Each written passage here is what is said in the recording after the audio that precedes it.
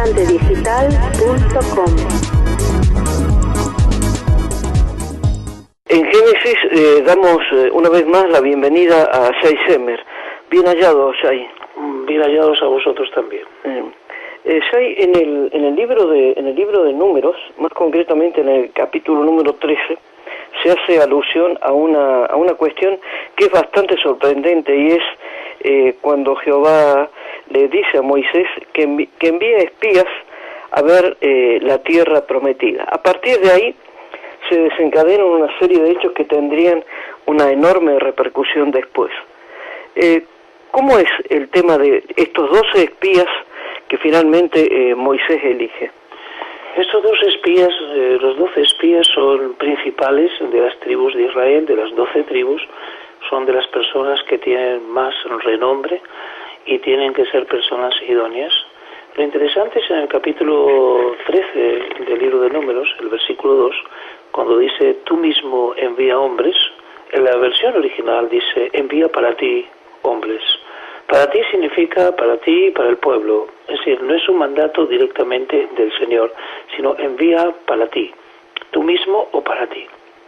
Esto es de que ya viene el tema bastante mal iniciado con las tremendas consecuencias que va a tener, porque estos hombres van 40 días, están dando vuelta por la tierra de Israel. Cada uno va a visitar la zona que le corresponderá cuando se haga la repartición de la tierra. Y de estos que vinieron y trajeron un racimo como de uvas, un sarmiento, lo que se llamó escol, y lo trajeron de la zona y volvieron de reconocer la tierra. Reconocer significa mezclarse entre la gente, mezclarse entre los que estaban presentes, y fueron y se presentaron a Moisés. Solamente tenían que hacer un reconocimiento y no traer un informe exhaustivo ni crítico.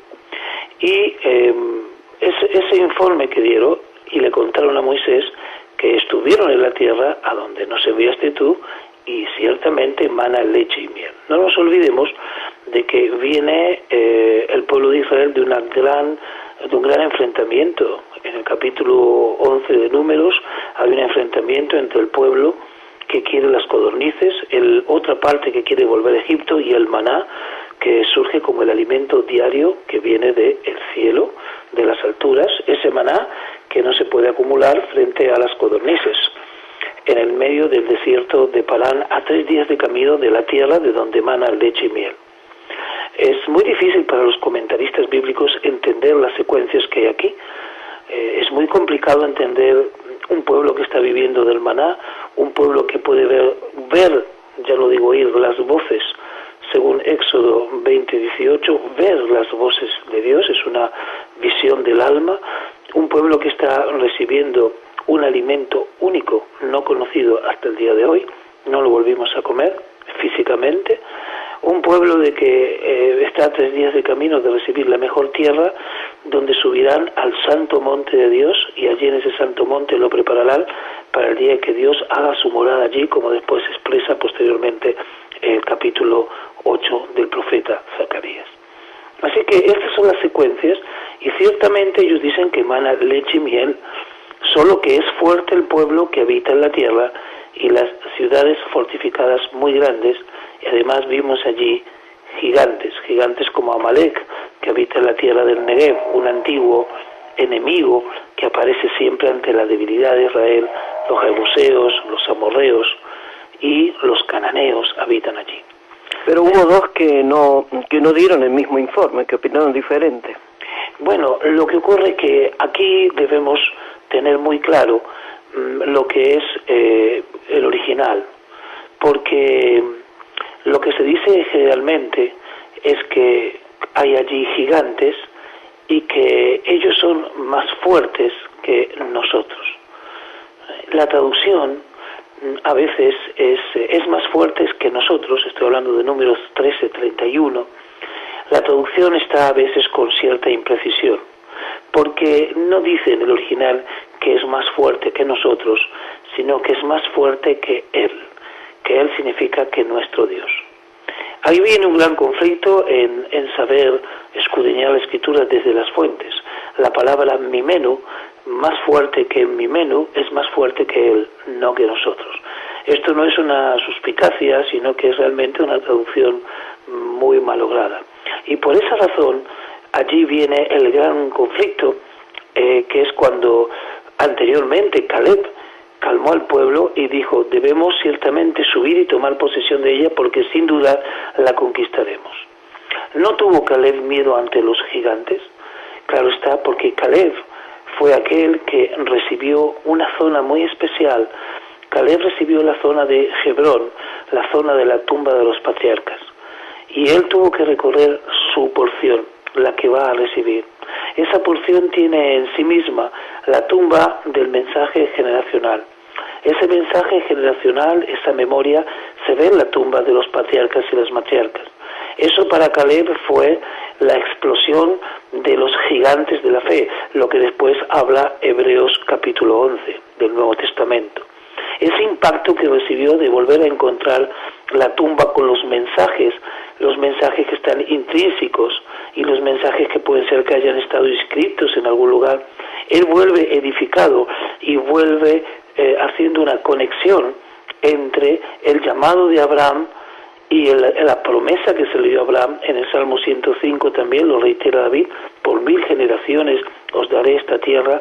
Él ve esa unión, ese ligamento, y viene tan edificado, tan engrandecido, que los gigantes que habitaban la tierra de Canaán en aquel momento no le podían a él surtir ningún efecto de inferioridad. Ahí vemos la explosión de Caleb, que su nombre mismo lo dice, ¿no? Caleb se puede interpretar como el corazón, algunos dicen que es como el perro, pero también Caleb es como el corazón. Asimismo, los hombres dijeron: no podemos subir porque es más fuerte que él. Y dieron ese mal informe, y ese mal informe trae aquí un problema. No es que denigraron a la tierra, hablaron bien de la tierra. Dijeron que emana leche y miel. Tampoco dieron un falso informe sobre sus habitantes. Son jebuseos, son amorreos, son amalecitas y son gigantes, y están los descendientes de Anac. Esa parte era cierta. Y todo lo que han dicho es cierto, pero se equivocaron al decir: porque él es más fuerte aquel pueblo que nuestro Dios. Esa es la forma que muchas veces se desentienden muchos exégetas por no consultar las fuentes, y ahí comenzamos porque ese pueblo, esos príncipes de Israel, comienzan a dudar. El tema está en que van a dejar un lugar santo, que es el monte Sinaí. Para el pueblo de Israel, en su mente, es un monte santo, es un monte especial. Allí vieron la nube, allí encontraron, vieron las palabras y las voces, allí recibieron las bocinas, allí tembló la tierra, allí recibieron los 10 mandamientos y la Torá, que es la instrucción. Allí estuvieron 1 año, 2 meses y 20 días, según capítulo 10 de Números, que hay que leerlo completo. Allí estuvieron recibiendo la instrucción, allí recibieron durante ese año 2 meses y 20 días el maná, y entonces ahí cometen tal vez el mayor error que se comete hoy en día, ¿no? El creer que y asociar que la santidad tiene que ver con un lugar. Y así, el número 10:33 dicen: así partieron desde el monte del Señor 3 días de camino. El número 10:33 tal vez está la llave de todas las cosas. No existe un monte del Señor sino en Jerusalén. Y así lo ratifica constantemente todos los profetas que hablan de Jerusalén, y principalmente Zacarías en el capítulo 8. Y allí moraré en medio de la ciudad, y mi santo monte será llamado monte de santidad. El único santo monte que hay en la Biblia es el monte Moriah, el monte donde se establecerá el templo y donde en el centro mismo de aquella era del Jebuseo descenderá la nueva Jerusalén. Por tanto, si hablamos en estos términos, el pueblo asocia la santidad con una montaña en donde vivenciaron todas las vivencias tal vez más santas que una nación puede aspirar frente al Dios único del universo. Pero a ese monte Dios lo llama monte Sinaí, simplemente monte Sinaí. Pero partieron del monte del Señor a 3 días de camino. ¿Quién es el que relata esto y quién es el que lo coloca. Nunca llamó el Señor al monte Sinaí su santo monte. Esa es la percepción de los israelitas. Si lo traspolamos al siglo XXI, muchas veces hay gente que busca iglesias con unción. Muchas veces hay personajes que se hacen a la manera imprescindibles porque parecen que a través de ellos, surca la electricidad santa. O sentimos muchas veces que la pertenencia a una iglesia, a una denominación, después de tantos años, o tal vez nuestros padres y nuestros abuelos estaban en el mismo lugar, tal vez en el mismo asiento de la iglesia, nos hace sentir una pertenencia. ¿Quién quiere moverse de allí a la tierra de leche y miel? ¿Quién quiere desacampar todo el campamento y entrar en una tierra en donde habrá que sacrificarse, habrá que luchar, habrá que conquistar culturas y habrá que santificar un monte? Si el monte santo está aquí, aquí hemos visto los milagros, aquí nacieron nuestros hijos, algunos nacieron, aquí estamos bien, aquí comemos el maná, bueno, nos equivocamos con las codornices. Es preferible, ya que no vamos a estar aquí, volver a Egipto, porque la Tierra Santa exige una responsabilidad. Habrá que conquistarla, habrá que sembrarla, habrá que mantenerla y habrá que orar por la lluvia temprana y por la lluvia tardía. La santidad que queremos es una santidad inmóvil de observación alrededor del monte, todos sentirnos bien con la predicación, todos sentirnos bien con el mensaje, todos sentirnos bien con ya lo que nos hemos acostumbrado, y Dios está aquí, no lo necesitamos en otro lugar. ¿Para qué? ¿Qué mejor que aquí en medio del desierto? Es la comodidad en la que seguramente nos movemos mucho en las iglesias de nuestros tiempos. Las iglesias, nuestras casas, nuestros automóviles, no nos podemos quejar de que muchas veces en la vida logramos aparte de lo que hemos aspirado. El problema está en llamar a las cosas. Desde que el hombre sale del Edén, las cosas son llamadas de una manera que tal vez no llevan en su interior la verdad. Por eso llegará un día que hay el que le diga lo bueno malo y a lo malo bueno, porque la tergiversación de lo que Dios está enseñando pudo llegar en un año, 2 meses y 20 días. Allí estuvieron, según Números 10, los israelitas, y ya mirando la montaña que se imponía no solo por su altura, sino por los acontecimientos santos que ahí había ocurrido, inequívocos que venían de Dios, auténticos del santo bendito de Israel, dijeron: este monte es santo, ¿quién se quiere mover de aquí? Y el Señor los tenía a 3 días de camino de la tierra de leche y miel. Y los espías vinieron y dijeron: bueno, es la tierra de leche y miel, pero ¿no estábamos bien en el santo monte Sinaí? ¿Para qué necesitamos el santo monte Moría y trabajar? ¿Y para qué necesitamos esperar las lluvias? No va eso con nuestro concepto de santidad. Mejor sería volver a Egipto. El único que vio la conexión entre el principio y ese punto fue Caleb, cuando vio la tumba de los patriarcas. Dijo: esto sí que es gigante, esto tiene continuidad. Indudablemente el desierto no es el lugar, pero esa visión que tuvo Caleb no la tuvo cualquiera. Y esto es lo que distingue su nombre entre tantas historias de la Biblia, es saber verdaderamente dónde está Dios. Así es. El mismo Dios, que es un Dios portátil o portable para Israel, es un Dios tan especial, es un Dios que cuando les dice a ellos en el libro de Éxodo, les dice, Éxodo 19:12, que pondrán límites para que el pueblo no puedan subir al monte o toquen su límite. Cualquiera que toque el monte ciertamente morirá. Dios coloca límites a la santidad, colocas límites a la adoración. ¿Por qué? Porque la adoración puede llevar al pueblo a adorar una montaña, a no querer moverse de allí y a aspirar a lo alto sin hacer la obra en lo bajo. Por eso hay límites para la santidad también. Hasta aquí el celo, el exceso de celo puede causar el hecho de que se confundan de monte y que no se quieran mover o sientan demasiada pasión por algo que Dios no quiere que el hombre se apasione. Y a pesar de que para ellos, para Dios es un especial tesoro este pueblo, y porque dice que mía es toda la tierra, y porque ellos serán un reino de sacerdotes y una nación santa, porque estas son las palabras que le dirás a los israelitas, Éxodo 19:5 y 19:6, si cumplen mi palabra, si escuchan mi voz y guardan mi pacto. Y ya al poco tiempo se están confundiendo de montaña. ¿Por qué? Porque quieren la santidad toda para ellos y la quieren allí. Yo creo que podemos hacer un paralelo con nuestros días. Y Josué fue el otro espía que fue y trajo buenas noticias.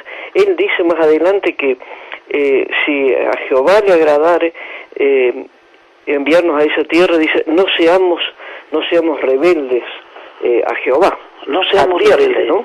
Claro, no vayamos atrás de él en obstinación. No vayamos en obstinación atrás de él. Porque claro, la congregación ya venía tan mal y la congregación levantó la voz y clamó y el pueblo lloró. Y hubo murmuración contra Moisés. Otra vez se murmura contra Moisés.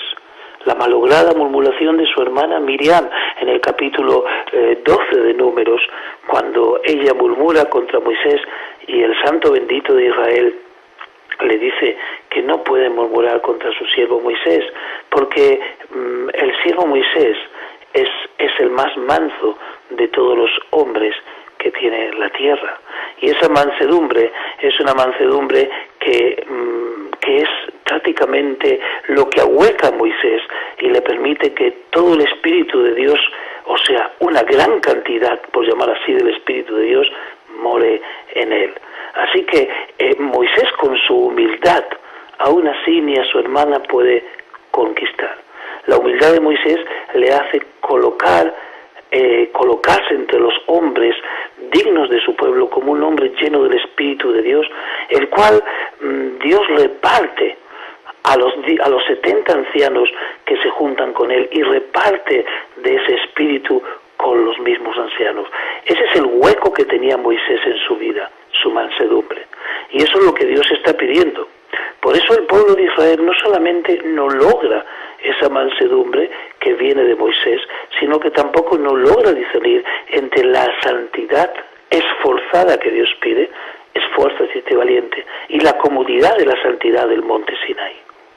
Es muy interesante, Shai, advertir cómo a través de los tiempos siempre hay un pequeño remanente de hombres que frente a la opinión mayoritaria saben verdaderamente qué es lo que Dios quiere y dónde está Dios verdaderamente.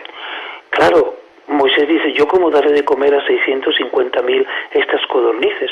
Y le contesta el Señor en Números 11:23, y el Señor le dijo a Moisés, ¿está limitado el poder del Señor?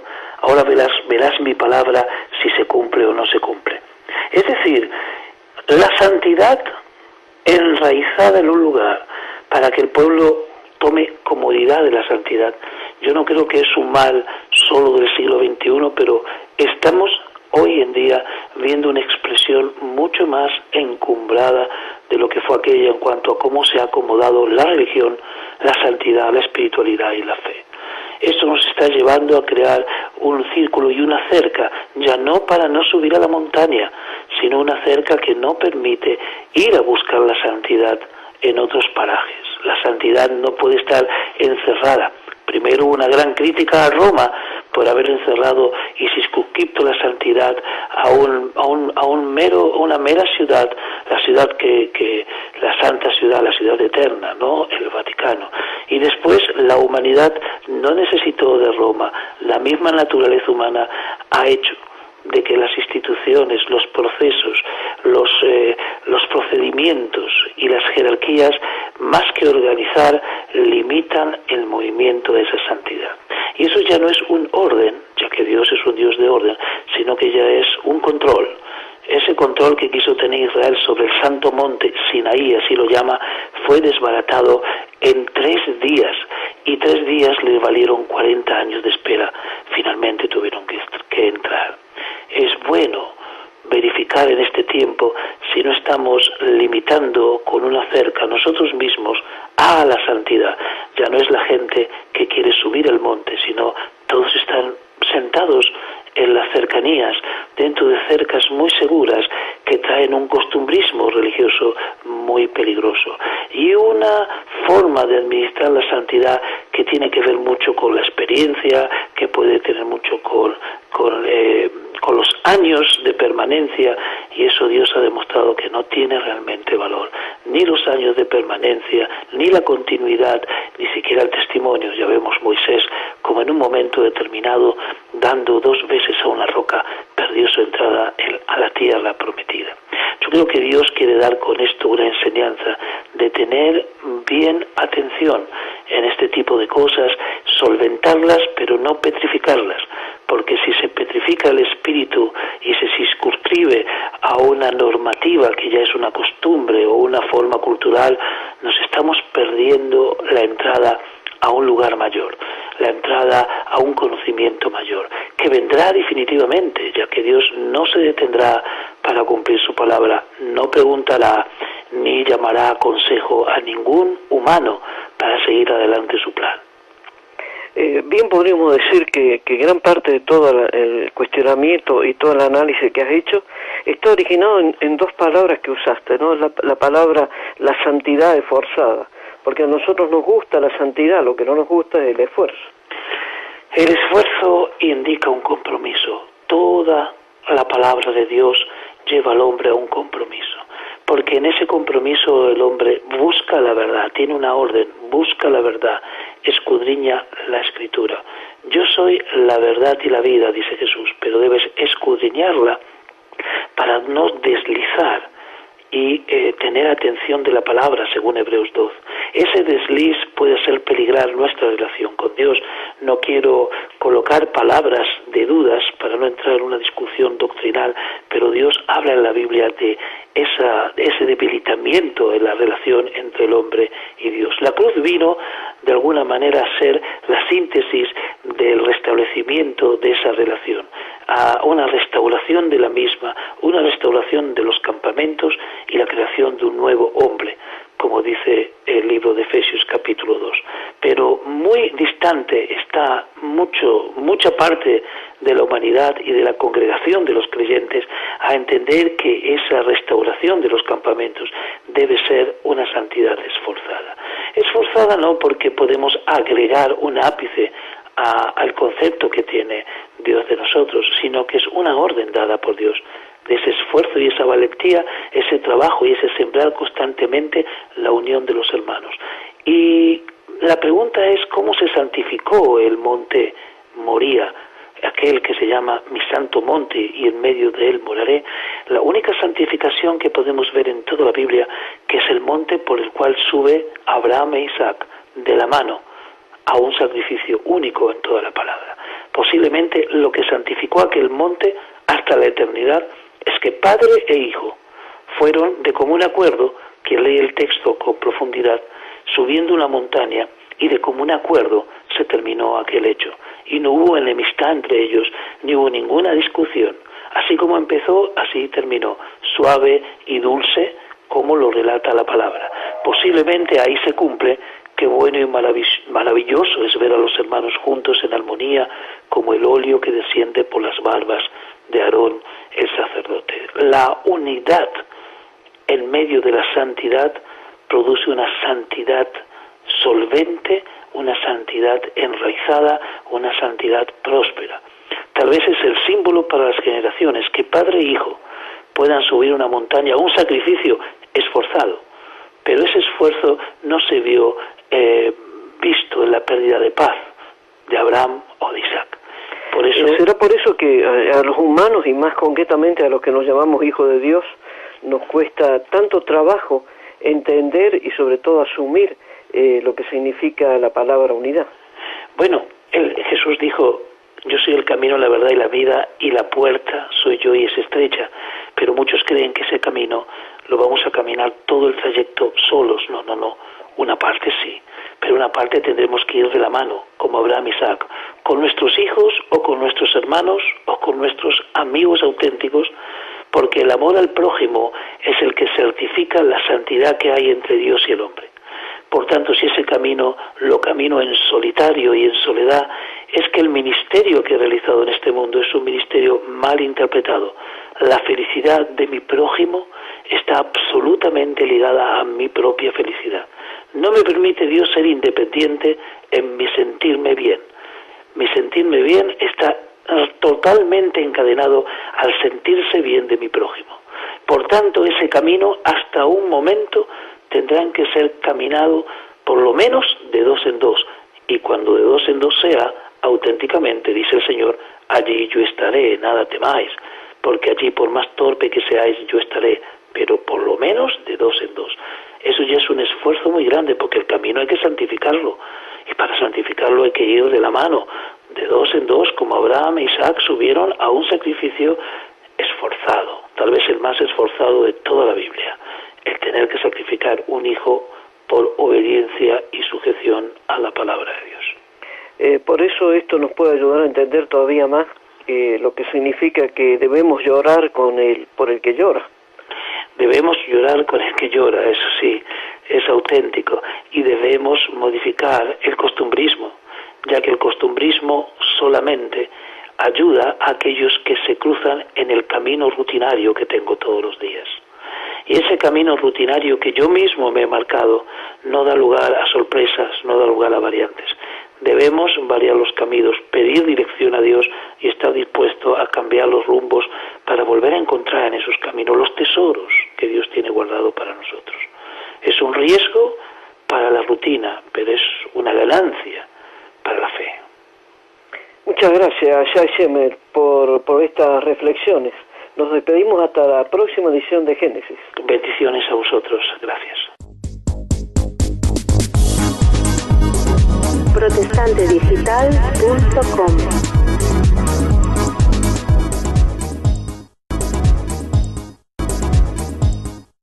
De ahí se desencadenan una serie de hechos que tendrían una enorme repercusión después. ¿Cómo es el tema de estos 12 espías que finalmente Moisés elige?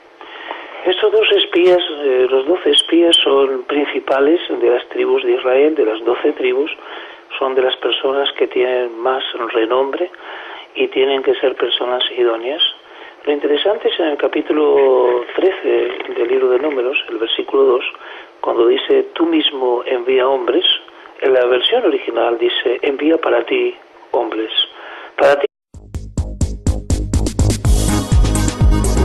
protestantedigital.com.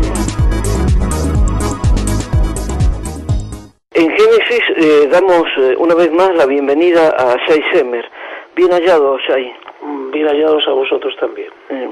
Shai, en el libro de Números, más concretamente en el capítulo número 13, se hace alusión a una cuestión que es bastante sorprendente, y es cuando Jehová le dice a Moisés que envíe espías a ver la tierra prometida. A partir ¿Qué significa para ti y para el pueblo? Es decir, no es un mandato directamente del Señor, sino envía para ti, tú mismo o para ti. Esto es de que ya viene el tema bastante mal iniciado con las tremendas consecuencias que va a tener, porque estos hombres van 40 días, están dando vuelta por la tierra de Israel. Cada uno va a visitar la zona que le corresponderá cuando se haga la repartición de la tierra.